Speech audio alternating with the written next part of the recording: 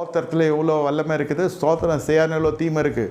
28வது வசனம் சொல்லுகிறது, தேவனை அறியும் அறிவை பற்றி கொண்டிருக்க அவர்களுக்கு மனமில்லாதபடியால் தகாதவர்களை செய்யும்படி தேவன் அவர்களுக்கு கேடான சிந்தைக்கு ஒப்பு கொடுத்தார். கேடான சிந்தை நல்லா அட்மிட் பண்ணிடும் மைண்டு. ஆமாம், உன்னை ரட்சித்தாச்சு, உனக்கு நல்ல சத்தியம் தெரியும், பரம ஈவு தெரியும், ருசி பார்த்தாச்சு, அன்பின் ஆழ அகலம் உயரம் எல்லாம் தெரியும், நியாய தீர்ப்பை பற்றி தெரியும், வருகை பற்றி தெரியும், திருவிருந்து பற்றி தெரியும். தெரியலனாலும் இந்த சபைக்குள்ளே வந்த பிறகு தெரியாதெல்லாம் தெரிஞ்சிருக்கு.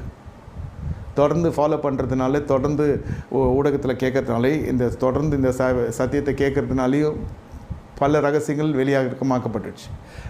அது எல்லாம் அறிந்தோம், தேவனை அறியும் அறிவை பற்றி கொண்டிருக்க உங்களுக்கு மனசு இல்லைன்னா என்ன பிரயோஜனம்? மனசு வேணும் இல்லையா? தகாதைகளை செய்யும்படி தேவனுள்ள கேடான சிந்தைக்கு ஒப்பு கொடுத்தார். நீங்கள் பார்த்தீங்கன்னாக்கா இந்த மாதிரி பாலியல் சம்மந்தப்பட்ட காரியங்கள் எல்லாம் அதிகமாக கிறிஸ்துவ பெயர்கள் கொண்டு ஜனங்கள் மாட்டுவாங்க. இது மதத்துக்காக சொல்லலை, அதுக்கு இந்த வசனத்துக்கு நிறைவேறுதலுக்கு நான் சொல்கிறேன். பார்த்தா எல்லாம் பரிசுத்தவான் பேர் தானே கிறிஸ்துவ பேர் வைப்போம்.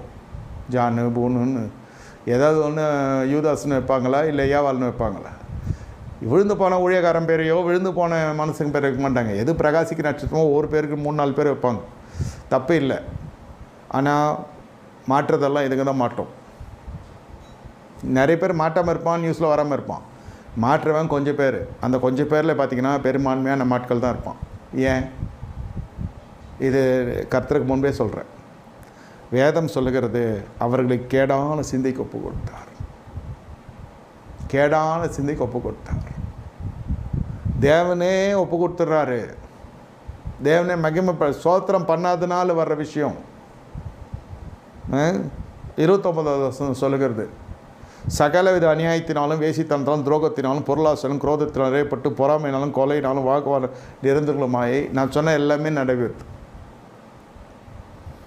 கண்ட்ரோல் இல்லை, பாடி கண்ட்ரோல் இல்லை. கொலைன்னா வாக்குவாதம் வாய் திறந்தா மூடுறது கிடையாது. இருளை வெளிச்சமாக்குறது, வெளிச்சத்தை இருளாக்குறது, தீப்பை கசப்பாக்குறது, கசப்பை தித்திப்பாக்குறது, சாதிக்கிறது. இப்போ நான் இருக்கேன், எங்கள் அண்ணனோ தம்பியோ எவனும் இல்லை எனக்கு சொல்கிறேன், அவன் உத்தமன்றது, அவன் 1ஆம் நம்பர் 420 இருப்பான், மனைவி தெரிஞ்சிருக்கும், அது இல்லை எங்கள் ஆட்கள் தான் ஒஸ்தின்றது. அதே தான் அந்தமாவும் பண்ணோன்னு வச்சுக்கோங்க. இது எல்லாம் தேவன் ஒப்பு கொடுத்து கேடான சிந்தையினுடைய விளைவு தான் இது. இந்த மாதிரிலாம் பிரச்சனை வருதா ஸ்தோத்திரம் பண்ணுங்கள்.